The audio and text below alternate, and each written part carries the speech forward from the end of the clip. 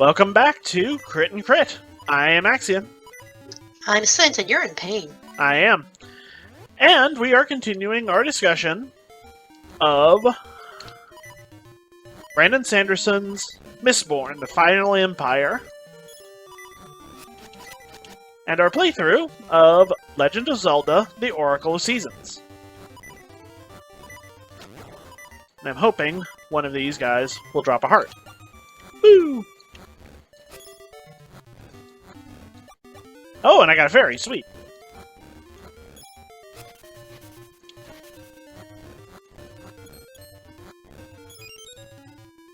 So, last episode we talked about the genre that this story is set in. The whole, we're doing a heist in a fantasy urban fantasy setting with a boatload of magical powers that assist our particular criminal skills. And Sint mentioned, as part of the discussion of that one of the big reasons they even managed to survive this crazy entire situation, oh, I can't move the rock, is that Kelsier and Vin, the two primary protagonists, are ridiculously overpowered. I mean, not just them, any Mistborn is. It's just, Ska Mistborn are incredibly rare, so having two of them in one place on the same team is practically unheard of.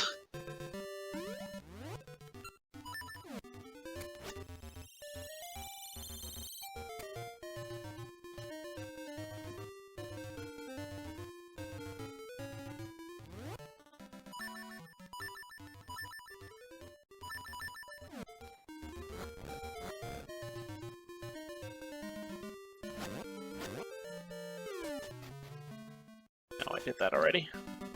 Whoops. It has been a while since I played this game, so I don't 100% remember my way around.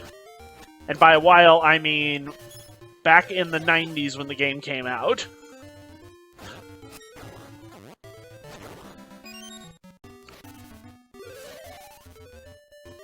Hey, that means you've still played it more recently than I have. I've never played either of the Oracle games. Up. Time to steal stuff from the witch. Why would you do that? Because it's a good way to get free stuff.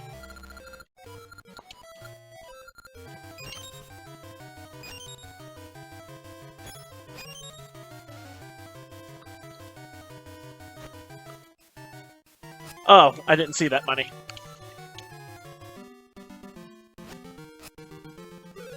Problem with the autumn tile set, it blends certain things in. Oh well, it happens. Yep. Anyway. So... crud.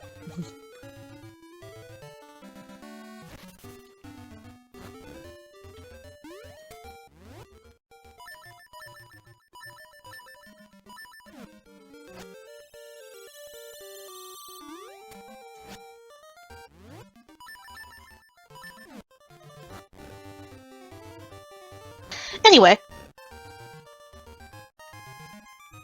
So we have these characters.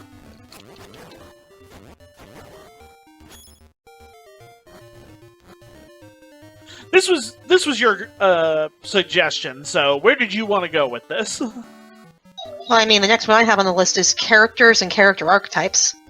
Yes. So we should probably start talking about the characters. Because we usually do that. Okay, so this is our cast episode. It's a little out of the normal order, which is why I was confused. Yeah, so I guess we should start with, who's your favorite? Oh, who is my favorite character? So now we've talked about this, and we kind of came to different conclusions based on, like, character we'd rather be versus character we'd rather know. Yeah. Like, And so, I think we both agreed that Vin is the character we'd want to be, and that she's a lot of fun to read about. Oh yeah, she definitely is. And honestly, I'm trying to remember where I saw this first because I've seen it on like Tumblr posts. I think I saw it on a YouTube short recently. Of Vin is so popular because she gets to live both of women's major fantasies. You get to dance with the prince, and you get to kill hundreds of men in a single like second. So yeah, you get to be powerful and have your fairy tale story. Vin is goals. But as far as the characters I want to actually, if I'm going to be Vin, the characters I really want to know, Ellen and Marsh. For me, it's Marsh is up there, and Sazin. Oh, right, that's the Fairy Queen. I don't think I would be able to be around Kelsier for too long, because I'm trying to find a nice way to put this.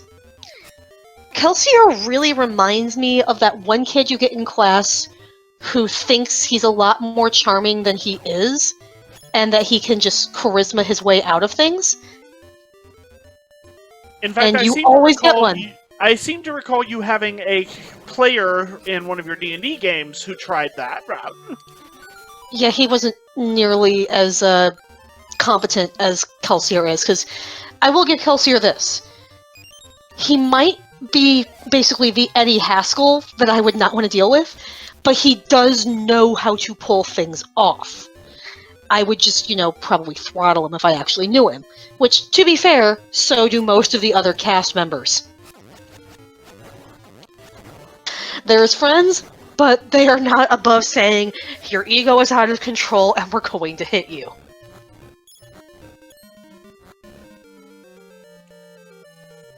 But yeah, if we're going to do a cast recap, we need to start with Vin. Because not only is she arguably the main character, you could argue that Kelsier is also the main character to some degree. Yeah, they're agonists. But she is, the majority of the time, the perspective character, sorry. And she is the one through whom we see most of the story and learn how the world works. Yep. So, Vin has trust issues. We can just start with that right off the bat. Vin is a street urchin. She has been essentially abandoned by her entire family, raised by her, frankly, abusive older brother who raised her to be a paranoid mess, always telling her, everyone will betray you, you trust no one, and then up and disappeared one day, leaving her deeply in debt to an equally abusive crewmaster, Cayman. So it's really no small wonder that she's so slow to trust the others, even when they do go out of their way to welcome her. Because, let's be fair, trauma is a real thing, and Vin even notes it in the text that 6 months with the crew is not enough to... 6 months or 6 weeks is not enough to silence, like, a lifetime of conditioning. But she's also very smart. She's not very well learned, because obviously you're not allowed to be when you're Ska. She doesn't really care for reading, but she's a very, very fast learner on basically everything, which is kind of a necessity when you have a very rough life out on the streets. You learn or you get left behind. So she's a natural when it comes to learning allomancy. She's a natural with some rough around the edges training when she has to pass as a noblewoman.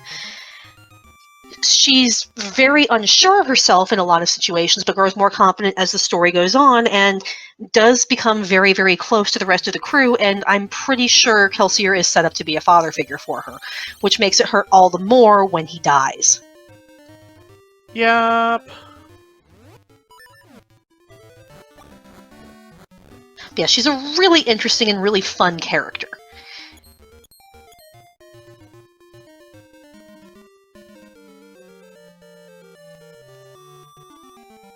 So then Kelsier, you want to take this one? Kelsier is the father figure, the mentor, and the guy who shows us how everything in this world works. We learn it from Vin, but she shows us by learning it from Kelsier.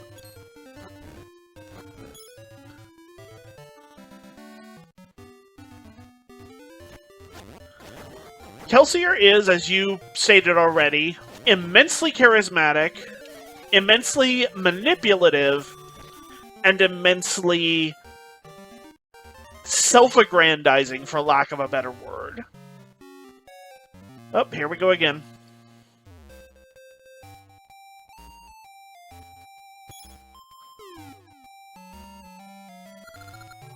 Kelsier is probably one of the guy who would point out that there might not be an I in team, but there's definitely a me.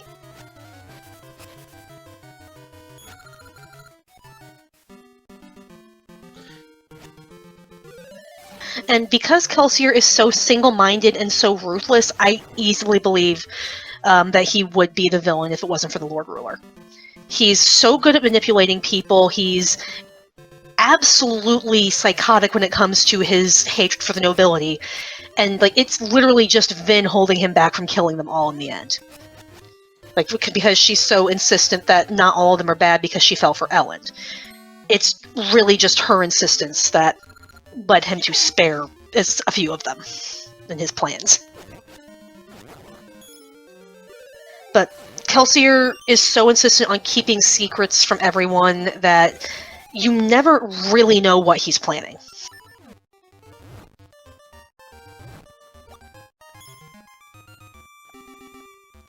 And that's kind of a thing with his kind of character archetype.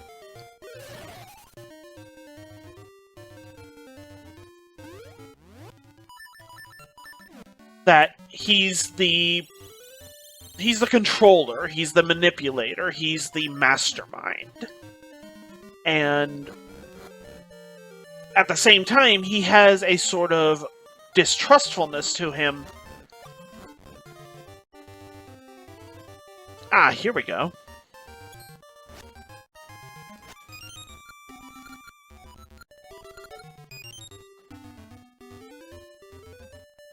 That's what I needed.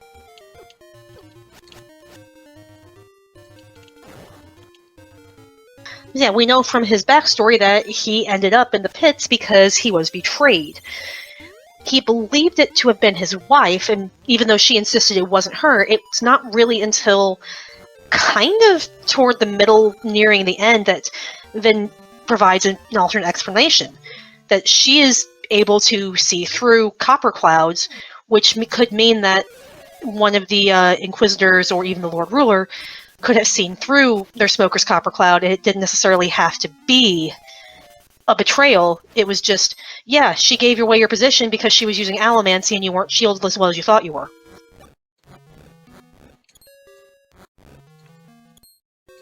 So yeah, betrayal and how you deal with that is a major recurring theme throughout the story, which we'll get to later.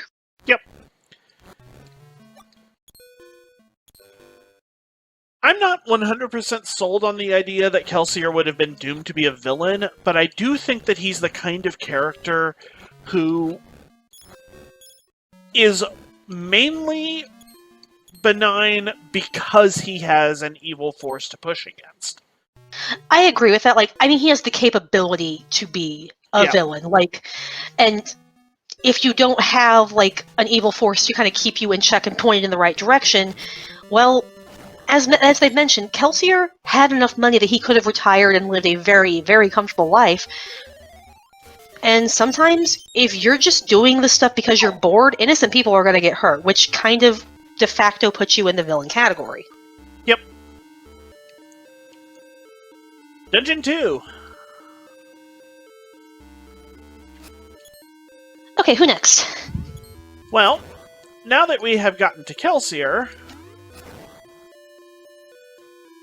there's not really much point in going back to talk about the various minor characters in Vin's original gang, since they are such, again, minor characters.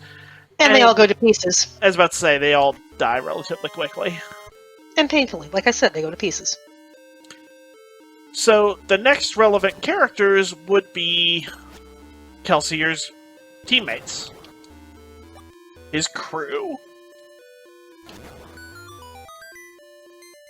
Key. So I believe the first member of Kelsier's crew that we are introduced to is, I want to say Breeze? It could be. Let's just start with Breeze. He's as good as a choice as any. Breeze is fun. Breeze likes the high life. And Breeze knows how to get to that, even when he's not using his ability to manipulate people's emotions. He's very, very good at reading people, because, as he tells Vin when he trains her in soothing, you want to be able to have a subtle touch, and you can't do that if you can't read what they're already doing. Because you don't want them to be suspicious. So it's more helpful if you already know how to kind of tell what somebody wants, so you know just how to push. When, honestly, he's not wrong when he says, isn't social interaction just its own form of manipulation? Because, well, this is actually something I kind of say in my classes, of using language is about being able to understand what other people want and how to make sure that you make your wants understood. So the better you get with using words, the more likely you are to be able to get others to do what you want. So, he's got a point. If you know how to use your tools effectively...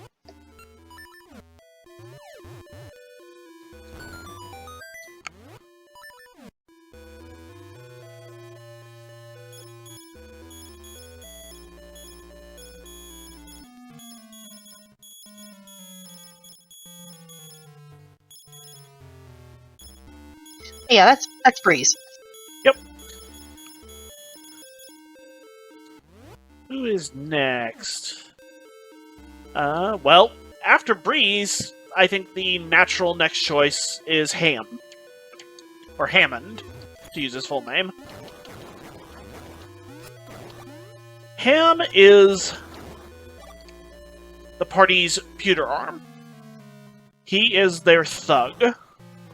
He is an ex-soldier, I believe? Yep, he occasionally still works as a mercenary when needs must. But he also loves to discuss odd philosophical questions, which tends to drive the others in the crew absolutely up the wall. Yep. Because when you are a poor ska in an unenviable political and social position, you're not particularly interested in the philosophy or ethics of why you're doing what you're doing. You're just trying to survive and maybe make your life a little better. But Ham finds those particular thoughts and considerations interesting. He's not even super fussed about any specific side of the argument, and seems to enjoy having the arguments on their own merits. Which, hey, sometimes it's fun. We've all met that guy who likes to start arguments just for the sake of, I find the debate interesting, and I find seeing how people react interesting, and Ham is that guy. Or just, hey, I had a thought, what do you think about it? I think I don't want to talk about this. Come on! But I do think it is a nice, I guess you could call it sort of a twist, in that of all the people in the party who are interested in deep thoughts and philosophy, it's the guy whose power is, I big, strong, tough guy. I mean, it makes sense, because it's not like he has to think too hard about doing that, so it leaves you plenty of brain time to just have idle thoughts. Yep, but it's just not kind of the stereotypical response, because the usual thing is that the tough guy in the group is kind of brainless. Or at least that's the stereotype. I hate these things.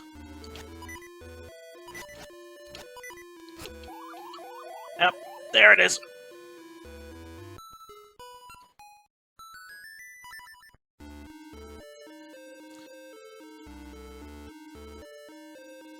So after Ham, I'd say probably Docs. I'd say it's going to be either docks or clubs. Well, Docs seems to be Kelsier's best friend. He's the only one who's not a Misting or Mistborn out of the crew. But really sharp, good head on his shoulders, and was going to be their in with the nobility if he hadn't gotten spotted by an Inquisitor not that long before, so they had to use Vin as a backup. Which honestly probably worked out for the better.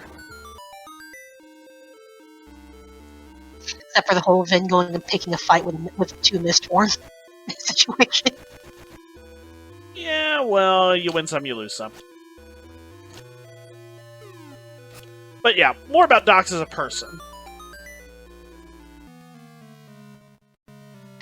He is a runaway plantation slave. And he's actually pretty calm about that. I think as he puts it, it's a long time ago, my story's not unique. Did you just blow yourself up? Thankfully I dodged the explosion.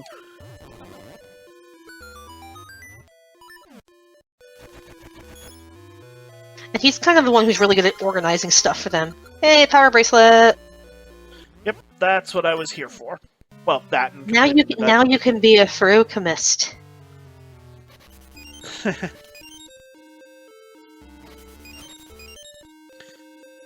Well, it does store strength. The good news is it's pre-charged, so I don't have to sacrifice anything for it.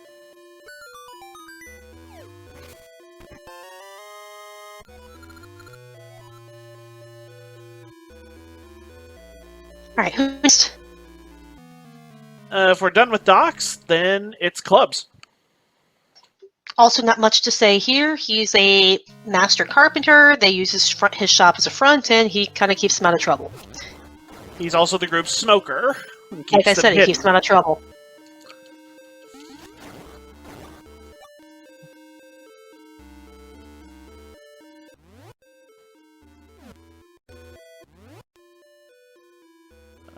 Okay, that's where I need to be.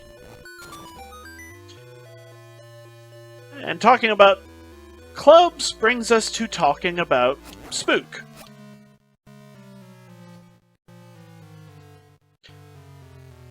Spook is his nephew from, I don't remember what town they said he's from.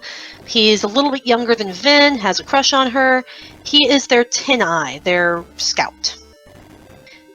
And yeah, he's kind of awkward and shy around Vin for obvious reasons, and has an impenetrable street slang accent.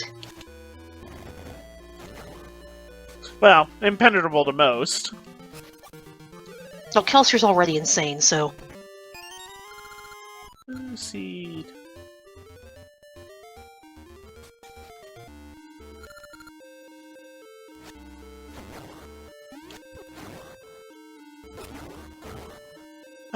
Let's see, who else? Oh, Yedden. Yedden is the paranoid leader of the rebellion who does not trust the group, like, at all, until Kelsier starts pulling off his, 11th metal scheme, and then he quickly gets overconfident and it backfires horribly. Yep. He's well-meaning, but he's kind of their perfect patsy. Yep. He starts out suspicious and understandably worried that he's walking into a double cross. But once Kelsier's crew starts actually getting results, he suddenly is all in. And for a while, that's great. And then his all-inness turns into overconfidence and... this room's on a timer.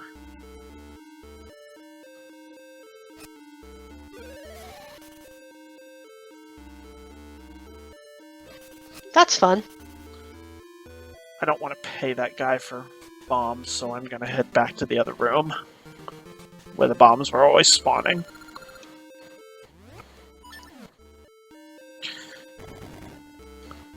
And unfortunately, Yeden's overconfidence gets him killed.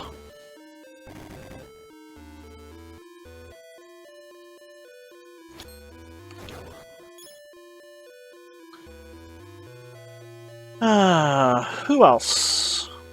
We've got Sazed. Yep. Sazed is a terraceman. And a keeper. Yep. He is a keeper, a storer of memories and knowledge on behalf of the Terrace people. His particular specialty is religions and belief systems. And he mostly is the one who kind of keeps Finn handled.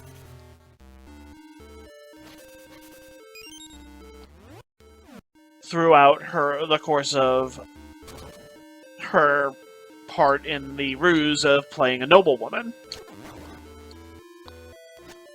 As it's very common for nobles to have terracemen as slaves and personal keepers and hensmen and things like that.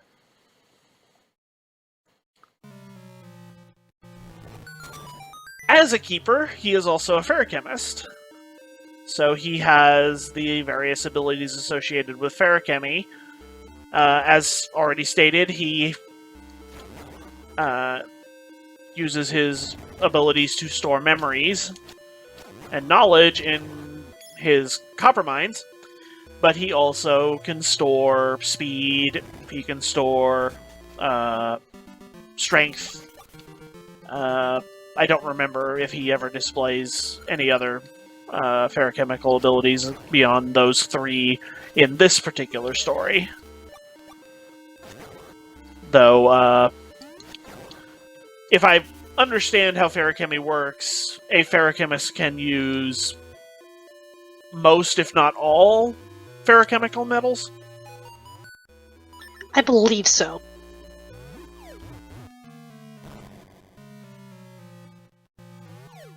So... He's also super sarcastic, and I love it.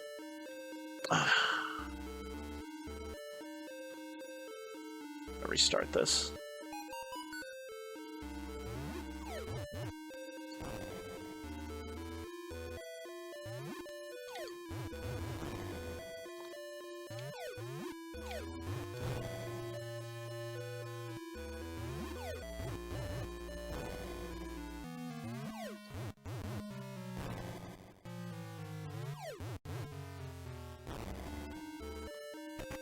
Got it!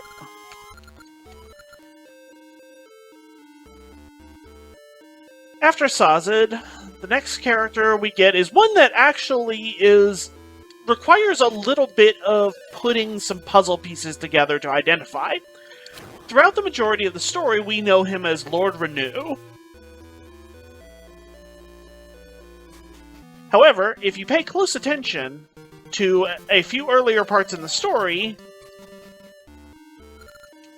you actually get his real name. Dropped by, I think, either Kelsier or Doxson. Do you remember which one? Off the top of your head? Or sir? Yes, well, yes, that's his name. I was trying to remember which one of the two said that they purchased his contract. Kelsier bought it, because remember, Kelsier had him also have the deal to, hey, take my body when you're done with it so we can do this thing. Yep. Orsur is a Kandra, which are related to the Mistwraiths that are introduced early on in the story, which are formless ooze creatures, basically, who build themselves bodies by absorbing bones from basically whatever they can find. And as Orsur / Lord Renew / Fake Kelsier explains, a Kandra is a Mistwraith that grew up. though he doesn't explain that in any detail. Well, we do kind of piece it together, though, because when he's showing Vin the Mistrace, Vin notices one that's kind of picked up with just a whole bunch of, like, animal bones and has this really odd, not really clear any one thing shape. Yep. But a Kandra, like Orser, can take a skeleton and fully assume that shape. So, took the body of Lord Renault and became him, took Kelsier's body and was able to perfectly pass for Kelsier. Yep. And they're remarkably hard to kill, apparently, as Orser in his Lord Renew disguise, and I'm using his solely because Orser's characters that he plays as are all men, and that is how he's referred to in the narration. But Kandra are technically semi-genderless and nearly completely sexless. At best, they have a preference as to a certain gender they prefer to, or certain sex that they prefer to mimic, as we find out in later stories where other Kandra characters are introduced. But as a individual species, I believe they don't really have as strong of a concept of gender, and their species is essentially sexless.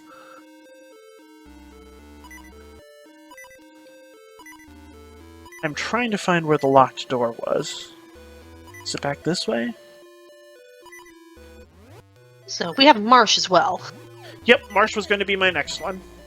Because I think that is everyone in Kelsier's crew who isn't a minor nameless character. Well, that didn't work.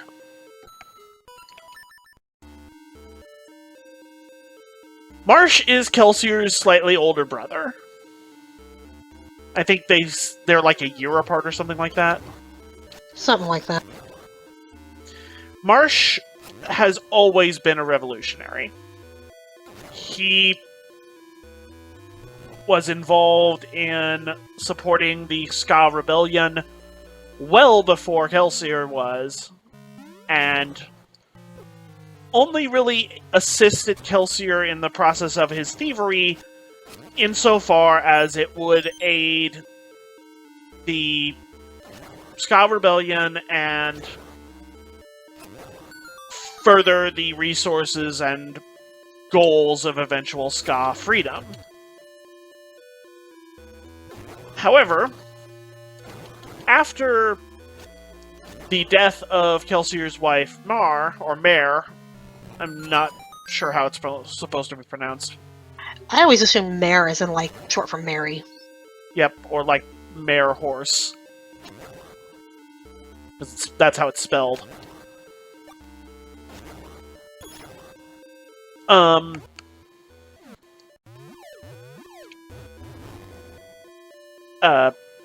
As a result of her death and Kelsier's imprisonment in the...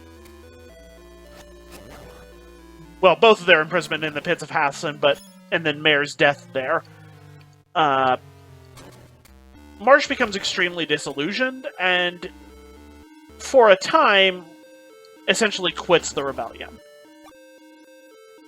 He is too distraught about Mare's death and about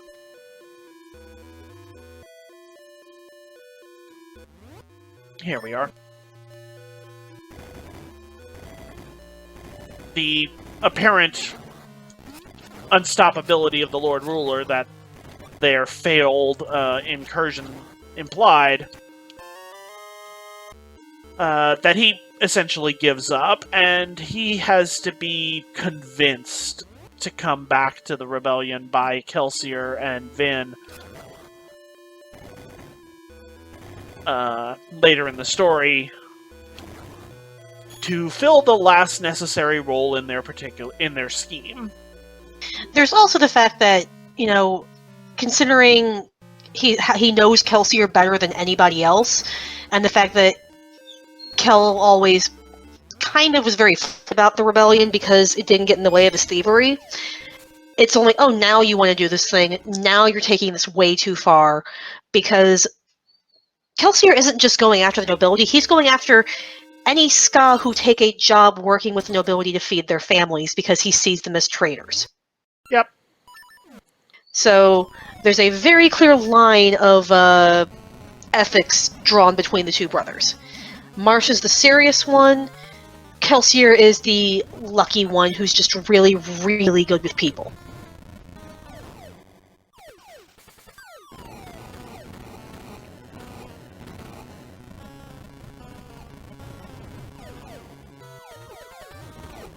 I think that's everybody on the crew, so who's next? I think Elend? Yeah. Elend is the next major character that we're introduced to. He is the heir to House Venture, the most powerful house in Luthadel. Kind of an oddball among the nobility. He has, like, no dueling abilities or anything like that. He's not a misting. He's not at all interested in politics beyond what he could do to get on the nerves of his absolute jerk of a father. And he and Vin start falling for each other while she's posing as Valette Renew. He's a scholar, he's very blunt, and yeah, too honest for his own good. Yep.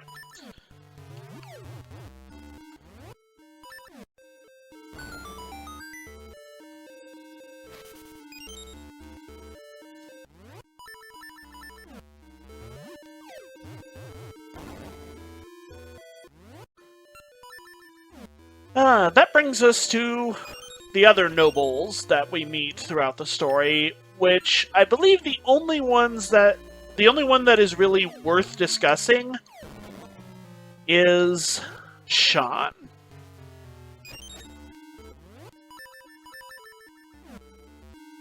If only because she's the only other noble that plays any kind of a meaningful role in the story. Sean is, remind me, which house she's from? Alariel. Alariel. I kept wanting to say Sean Elend, and I'm like, I know that's wrong.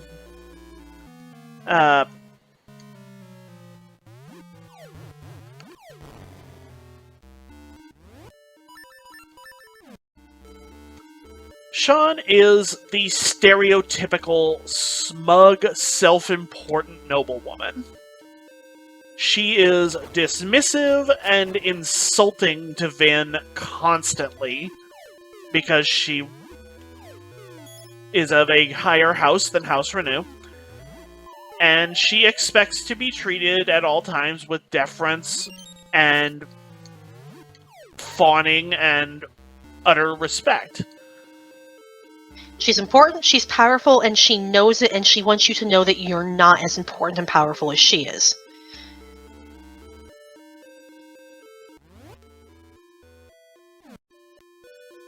Oh, also she's an extremely powerful Mistborn. Because, I mean, every Mistborn is extremely powerful. Yep. We just don't find out that she is a Mistborn for a decent while. We just think that she's a snobby noblewoman. Until, near the very end of the story, we discover there's a Mistborn being sent to kill Elend, and oh, it's her. And through a combination of good luck, good timing, and natural skill, Vin is barely able to defeat her. Not helped by the fact that there is a second Mistborn there helping her.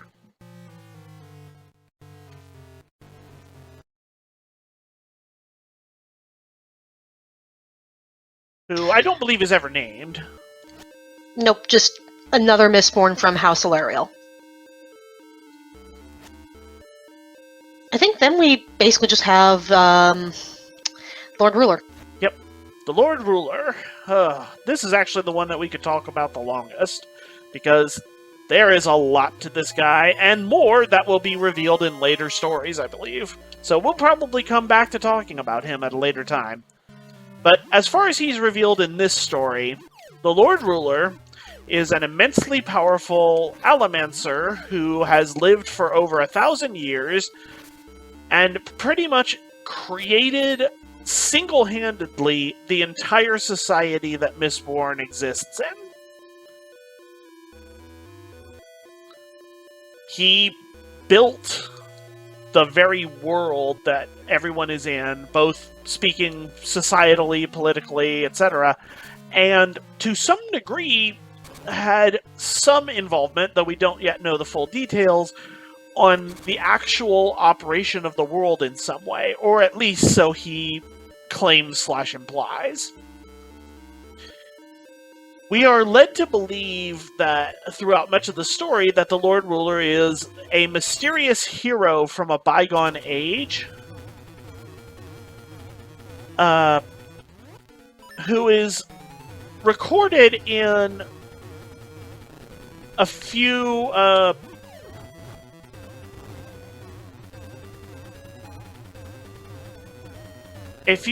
historical texts,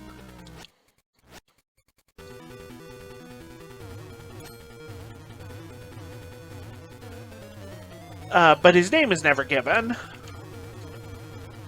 But as it turns out, much later we learn... Oh, I'm probably supposed to throw him. There we go.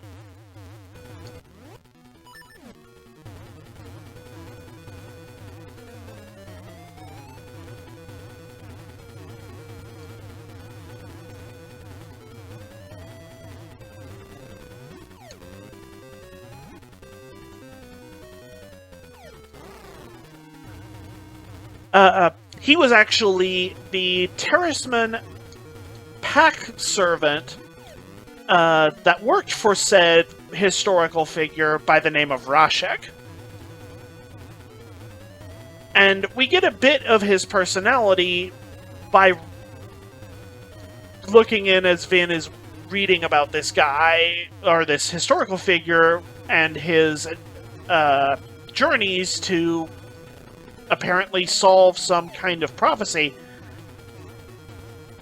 And he speaks of Rashek multiple times in his retellings of his experiences. Rashek was extremely xenophobic, resented the fact that it wasn't a Terraceman as the subject of the prophecies, and usurps his place, and then subjugates his entire race so they can't recognize who he is. Which is also why Keepers were outlawed, because that way, there's no record, and he can keep getting away with it. Yep. It's an immensely cruel and vicious thing to do to your own people in the name of keeping yourself in power and keeping a hold of your secrets. But that's the kind of person the Lord Ruler is. By the time we meet him in Mistborn, over 1,000 years later, he is bored, he is vindictive, he is dismissive of the value of people's lives, even of nobility to some degree. As we mentioned earlier, this is the point where the Lord Ruler says something that strongly implies that the myth of the nobility being the descendants of his friends from before he ascended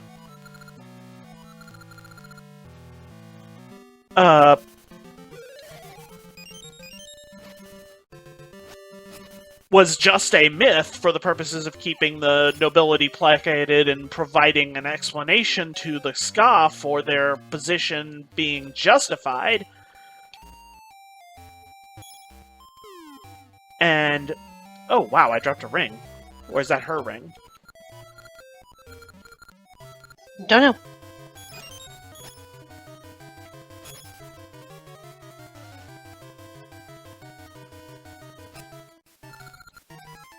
Oh, I got a ring. Which strongly suggests that he has allowed the nobility to die off before and replace them with whoever he really just felt like making into a noble. And that's, as he said, such cullings are not uncommon, and that there is some necessity or advantage to him just clearing out the nobility from time to time. And it's unclear if this means that he elevates certain ska to become nobles, or if he pulls nobility from other parts of his empire to replace the ones that previously reigned in his capital city. He doesn't actually explain, and we don't really have enough detail to surmise at this time on any more details. Actually, no, nope, I do want to go this way, back to the... See if I can go back to the temple. But he seems to be a completely... essentially amoral person at this point in time, interested only in maintaining his own comforts as much as he seems to be bored by them, and ensuring that his position as a self-proclaimed deity is maintained. However, at the end, he does imply, as I was kind of stating obliquely earlier, that he does provide some kind of important function to the world of Scadrial. Though we don't yet know what that is, or if he's actually even telling the truth. His dying breath is spent basically saying, "You haven't actually won by killing me. You've doomed yourself without me." What was the exact line? Do you remember? I think it's, "You don't realize what I do for this world." Yep, which is an interesting choice of not just a thing to say, but also choice of saying it in present tense, even as he's in the process of dying. Yep. But that is a subject that will be delved into in detail in the future. In future books, yeah. And I believe that wraps up the cast of the first book. More or less, but yeah, I think we've gone on long enough. Yep. But nothing wrong with a long episode from time to time. And it looks like there's nothing at the temple for me right now, just because I got the bracers, so back to the surface world and back to the village. So, last time we said we were going to talk about both characters and character archetypes, but we forgot this is a Sanderson, so it's really long and has a lot of characters, and we kind of ran out of time to actually talk about archetypes. So we're going to do that this time. So we talked about archetypes before many, many times because they're such a useful tool for an author to call upon. We largely talk about them in conjunction with fairy tales because fairy tales tend to be boiled down to their simplest elements, and therefore the characters are seldom anything more than an archetype. Whereas with longer works like a novel, such as Mistborn here, you have characters that generally fit the role of an archetype, but are much more expanded upon than just bared down to their function in the story. So, while we can definitely call people, yeah, Kelsier is absolutely the mentor, he's a lot more than that. Speaking of, Kelsier is absolutely the mentor figure.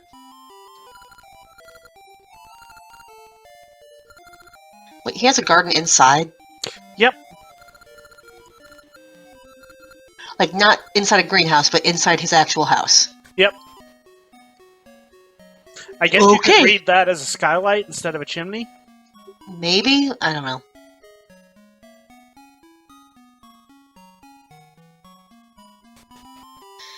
But, yeah, Kelsier is a mentor, as well as a lovable rogue, and self-invoked messianic archetype.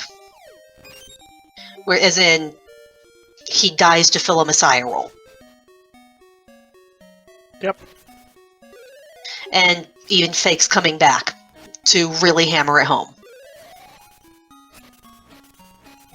Kelsier doesn't really do subtle.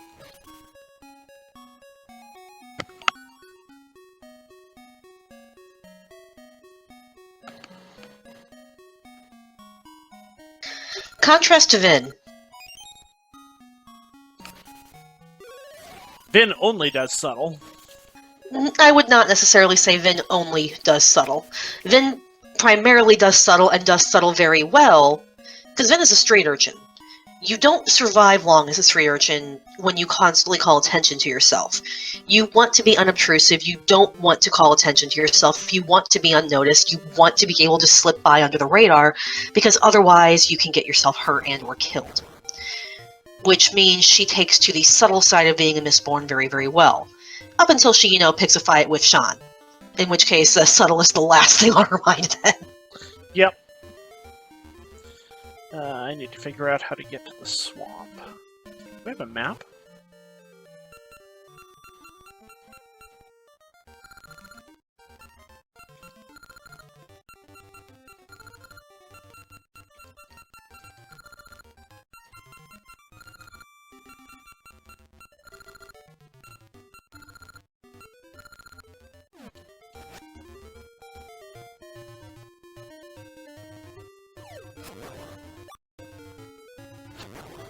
Yeah, Vin is also, as we mentioned before, our perspective character.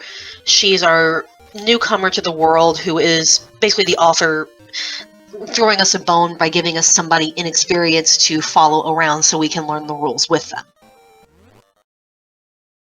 And interestingly enough, back on Kelsier for a second, he's only been doing the Mistborn stuff for, what, a few months? I don't remember a specific time frame, but that sounds right. But yeah, because he wasn't a Mistborn before he ended up in the pits, so he's only been doing Mistborn stuff for a little bit longer than Vin, really. Which is a little bit odd as far as mentors go. They're usually considerably older, which we have that. He's literally old enough to be your father.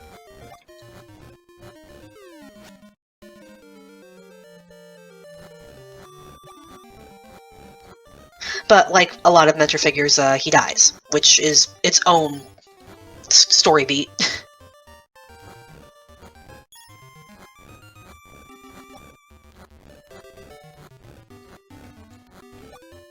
You could make the argument that Vin can be playing the role of a femme fatale for Elend, because his friends certainly seem to think that's what she's doing. Yep. And she just happens to be your... Even Sean thinks that's what she's up to, just that she's bad at it. Yeah, you just so happen to meet her at the place you always are, which Vin didn't know. She's just your type, which Vin didn't know. It's really funny when you know what the characters know, and then you can see how other characters perceive them. Because, yeah, you're absolutely hitting all of these beats. She's absolutely a spy from another house here to lure you into some sort of scheme. Nope, clueless thief.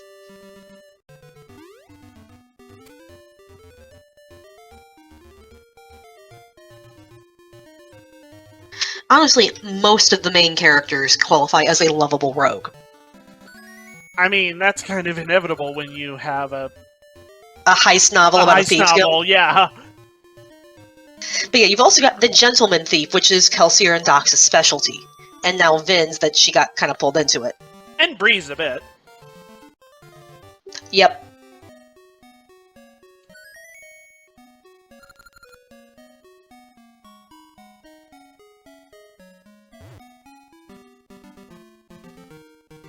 Maybe I have to pester Impa. What's fun is that you do have a kind of damsel in distress character. But it's not a damsel, it's a dude. It's Elend. Poor Elend.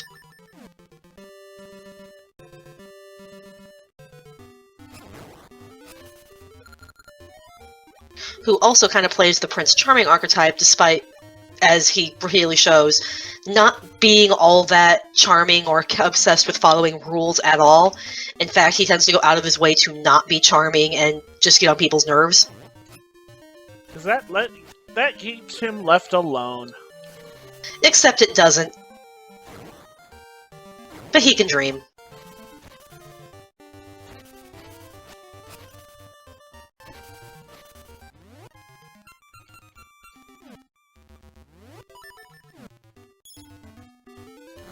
You can also make the case that this puts Vin and Ellen into the Starcrust lovers camp because, well, they're from very different casts. They should not be allowed to interact. Not that Ellen knows it, but Vin is very aware of it and is very aware that Kelsier is very upset that she keeps trying to push this. Notably, that doesn't stop her from doing it.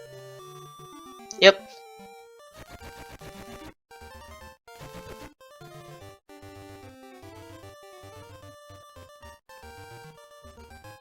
Which,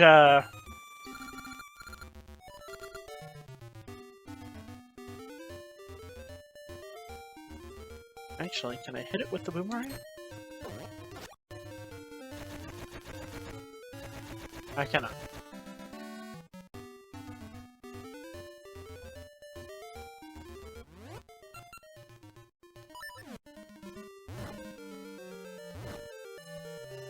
Sazed is very much an observer and a sage. He doesn't directly get involved with the action very much, but he's the one who has pretty much all the information they need, and he will come through in a pinch.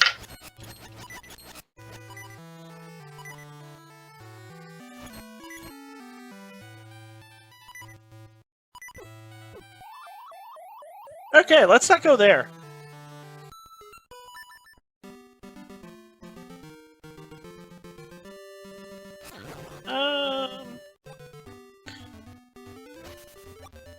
Is there anything to add on any of the other members of the gang?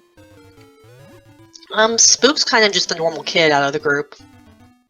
Like, despite being a tin eye, he's the most well-adjusted of the younger ones, because Vin is, by necessity, paranoid as hell.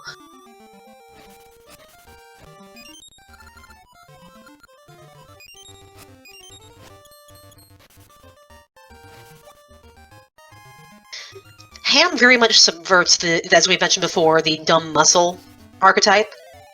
Yep. He is very decent. He very well read, likes to discuss complex philosophy. I was about to say, I believe there is the philosopher character archetype. Warrior poet. Ah, yes. Say Marsh is kind of our pessimist.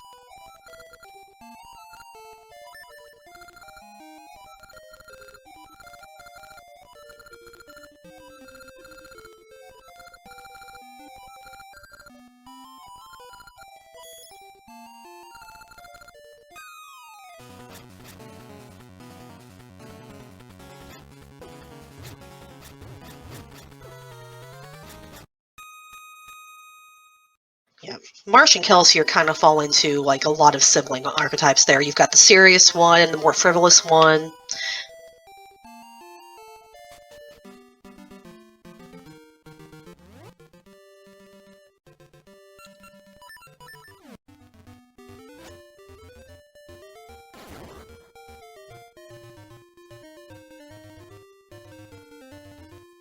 Can't go that way. Ow. Ow.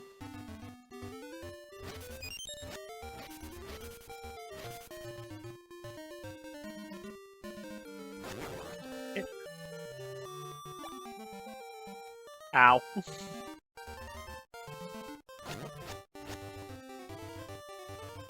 I'm trying to think of if there's anyone we've forgotten.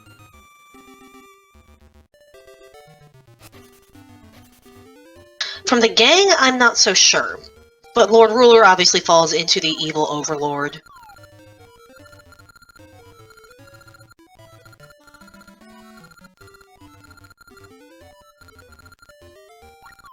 Sean is kind of an arch-rival of sorts to Vin, at least in her noble persona.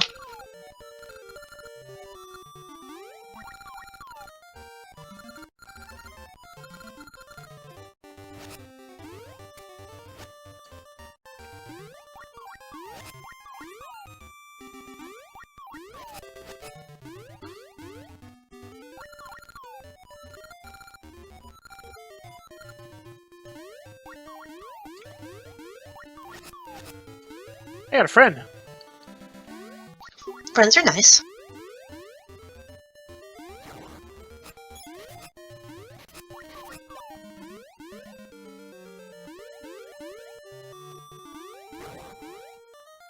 Yeah, I'm kind of actually running out of steam on this one. I thought I'd have a lot more to say, but probably should have done it with the characters, honestly. Yeah, on the other hand, that episode went like for 40 minutes long, so... Oh well.